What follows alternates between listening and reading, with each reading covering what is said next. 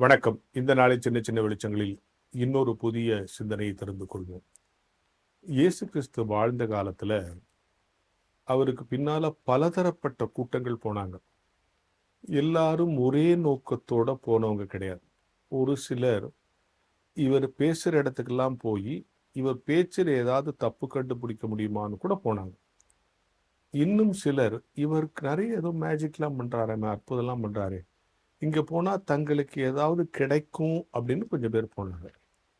இன்னும் சில பேர் அவர் இப்போ ராஜ்யம், அரசாட்சி இதை பற்றிலாம் பேசுறாரு, ஆட்சியாளர்கள் செய்கிற தவறெல்லாம் சுட்டி காட்டுறாரு, ஒருவேளை அடுத்தது இவர் தான் ஆட்சிக்கு வருவார் போல இருக்கு, இப்பயே அவர் கூட போய் சேர்ந்துட்டோம்னா பிற்காலத்தில் அவர் ஆட்சிக்கு வரும்போது நமக்கு ஏதாவது பதவி கிடைக்கும். இப்பெல்லாம் சொல்றாங்கல்ல, கட்சி ஆரம்பிக்கும் போதே போய் சேர்ந்துடுறது, அப்பதான் நான் கட்சி தொடங்குறதுலேருந்து இருக்கலன்னு சொல்லி கிளைம் பண்ணி ஏதாவது ஒரு பதவி வாங்கலாம். அது மாதிரி போனவங்களும் உண்டு. இன்னும் சில பேர் சும்மா கூட்டம், எங்க கூட்டம் நடந்தாலும் வேடிக்கை பார்ப்பாங்க சில பேர். அது மாதிரி வேடிக்கை பார்க்க போனவங்களும் அவருக்கு பின்னா இருந்தாங்க.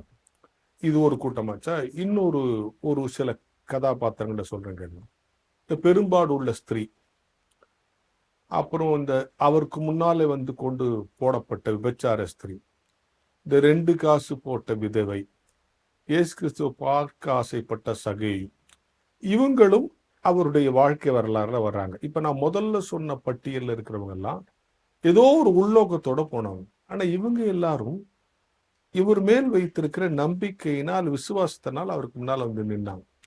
இங்க போனா சுகம் கிடைக்கும் போல் இருக்காது. இங்க இருக்கிறவங்க எல்லாம் இவரோடு சேர்ந்து உலகத்தில் ஒரு அங்கீகாரத்தை நாம் பெற வேண்டும், உலகத்துல ஒரு புகழை பெற வேண்டும், உலகத்துல ஒரு சலுகையை பெற வேண்டும் என்று வந்தவர்கள்.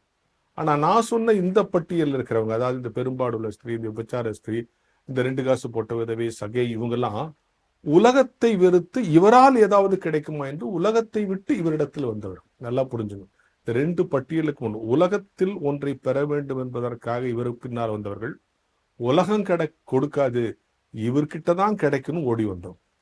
இந்த 2 விதமான கூட்டத்தையும் நாம் பார்க்கிறோம். அருமையானவர்களே, உலகத்தில் நான் புகழ் பெறுவதற்காக கடவுளிடத்தில் வருவதல்ல, உலகத்தை விட்டு கடவுளே எனக்கு முழுமையான தீர்வு என்று டோட்டல் சரண்டர். உலகத்தில் கொடுக்க முடியாததையும் இவர் கொடுப்பார், உலகத்தில் கிடைக்காததும் ஒரு இடத்தில் கிடைக்கும், உலகம் தவறானதை கொடுப்பதை இவர் சரியான கொடுப்பார் என்று உலகத்தை விருத்து அவரிடத்தில் அர்ப்பணித்தவர்கள் எல்லாம் ஆசீர்வாதம் பெற்றிருக்கிறார்கள்.